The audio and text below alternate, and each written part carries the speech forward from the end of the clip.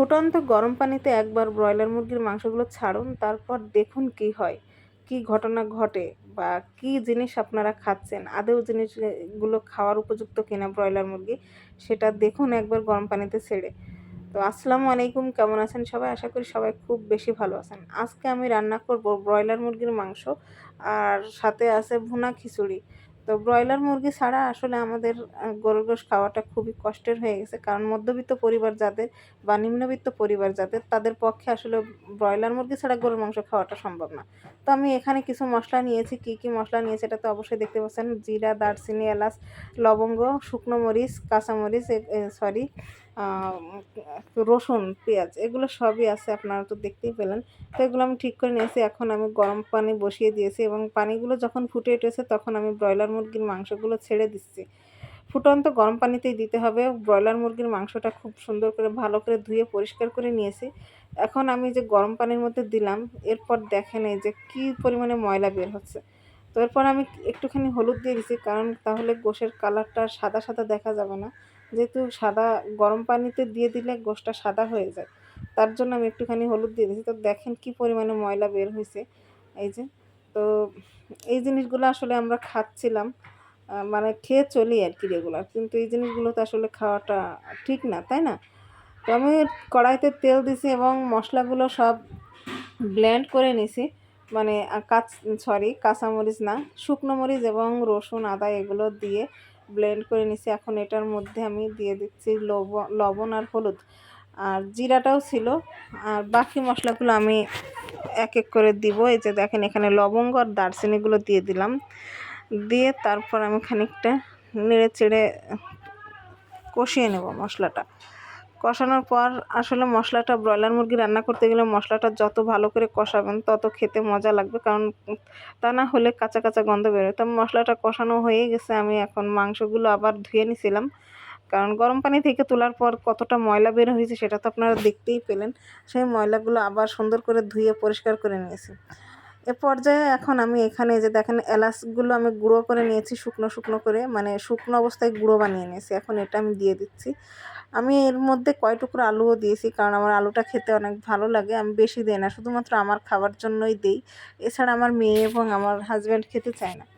তো যাই হোক, এখন আমি গোশগুলোকে খুব সুন্দর করে কষিয়ে নিব, কারণ কষানোর কাছেই আসলে খেতে বেশি মজা। এই মুহূর্তে আমি তো পানি দিব না, একটু সুন্দর করে নেড়ে নেড়ে, মানে ভাজা ভাজা টাইপের মতো আর কি হবে। যদিও এই অবস্থায় আসলে ভাজা ভাজা হয় না, তবুও যতটা সম্ভব ততটাই ভাজা ভাজা করে নিব। নিয়ে তারপর এটার মধ্যে পানি দিব। তো আসলে যেটা সত্যি কথা, গরিব মানুষের জন্য ব্রয়লার মুরগিটাই হলো গরুর মাংস। কারণ গরিব মানুষ সব সময় খেতে পারে না গরুর গোশত কিনে, কারণ গরিব মানুষের আসলে অতটা অ্যাবিলিটি থাকে না বা সেই পরিমাণ অর্থও থাকে না যে দিয়ে তারা সপ্তাহে সপ্তাহে গরুর গোশত কিনে খাবে। তো ব্রয়লার মুরগিটাই তাদের একমাত্র ভরসার জায়গা। তো সেখান থেকে ব্রয়লার মুরগিটা রান্না যদি সুন্দর করে না রান্না করা যায়, তাহলে খেতে মোটেও ভালো লাগে না। তাই জন্যই আসলে আমি এভাবেই রান্না করে খাই। আর এভাবে রান্না করলে ব্রয়লার মুরগির স্বাদটা দ্বিগুণ বেড়ে যায়। কারণ কি, জিনিসটা ব্রয়লার মুরগি দেখবেন, মানে মূলত অনেক নরম প্রকৃতির হয় আর কি। এত নরম হয় যে রান্না করলে এটা সহজেই মানে খুলে যায় এবং তাড়াতাড়ি সেদ্ধ হয়ে যায়। তো এই জন্য আমি গরম পানিতে দেই, আর গরম পানিতে দিলে ব্রয়লার মুরগির যে ময়লাগুলো আছে সেগুলো তো বের হয়ে যায়, আর গোশটাও শক্ত হয়ে যায়। কি সুন্দর শক্ত হয়ে তখন আর গন্ধও লাগে না। ব্রয়লার মুরগি থেকে একটা বিশ্রী গন্ধ বের হয়, সেই গন্ধটাও লাগে না। আর শক্ত শক্ত হয়ে যায়, জিনিসটা খেতে মজা লাগে। তো আমি পানি দিয়ে দিলাম, তারপর এটাকে একটুখানি নাড়াচাড়া করে ঢাকনা দিয়ে ঢেকে দিব। কিছুক্ষণ রান্না হবে, কারণ গোশটা তো আসলে সেদ্ধ হওয়া লাগবে, তাই না? তো তার জন্য এখন আমি পানিটা দিয়ে তো দিলাম, এখন আমি এটা ঢাকনা দিয়ে ঢেকে দিব। দিয়ে কিছুক্ষণ রান্না করে তারপর এটাকে আপনাদের সামনে আবার দেখাবো যে কেমন হয়। তো এই যে দেখেন, আমি এটা ঢেকে দিছিলাম, দিয়ে কিছুক্ষণ রান্না করার পর আবার আমি ফিরে আসছি। তো এখন এই পর্যায়ে আসলে গরম ধোঁয়া উঠতেছে, তো এই জন্য ক্যামেরার সামনে ধোঁয়ার কারণে একটু ঝাপসা দেখাইতেছে। তো এই যে দেখেন, গোশগুলো আমি একটু ঝোলটা প্রায় শুকিয়ে আসছে। এটা আবার সুন্দর করে কষাবো, কারণ এখনই মূল কষানো।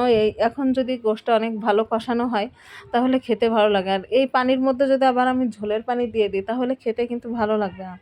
তো এখন আমি এটা কষিয়ে নিয়ে এর মধ্যে একটুখানি ঝোলের পানি দিয়ে দেবো, দিয়ে আবার রান্না করে নেব। তো দেখতেই পাচ্ছেন এটা অনেকটাই শুকায় গেছে, কষানো হয়ে গেছে। এখন আমি এটাকে ঝোলের পানি দিয়ে দিলাম। দিয়ে এখন আমি আবার ঢাকা দিয়ে নেড়ে দেবো। বেশি পানি দিব না, ঝোলের পানি অল্পই দিব, কারণ যেহেতু আমি ব্রয়লার মুরগি, ঝোল রাখলে ভালো লাগে না খেতে। অনেকেই ঝোল ঝোল পছন্দ করে, কিন্তু আমরা একদমই ঝোল খেতে পারি না। মানে এই ঝোল ঝোল রাখলে ব্রয়লার মুরগির স্বাদটা পাওয়া যায় না আর কি। তো সেই অনুযায়ী আমি অল্প একটুই পানি দিয়েছি, কারণ পানিটা একটু বলক উঠবে সুন্দর মতো। বলক উঠে রান্না হয়ে গেলেই আমার রান্না শেষ। তো সবার কেমন লাগলো অবশ্যই জানাবেন। যারা যারা আমার পেজে নতুন তারা সবাই একটু আমার পেজে ফলো দিয়ে পাশে থাকবেন। আর ভিডিওটা ভালো লাগলে অবশ্যই একটা লাইক দিবেন, দিয়ে একটা কমেন্ট করবেন সুন্দর একটা। আর যদি পসিবল হয় তাহলে শেয়ার করে ভিডিওটা টাইমলাইনে রাখতে পারেন। তো যাই হোক, আমার রান্না শেষ। আজকের মতো ভিডিওটা এই পর্যন্ত। তো কার কেমন লাগলো অবশ্যই জানাবেন। ধন্যবাদ।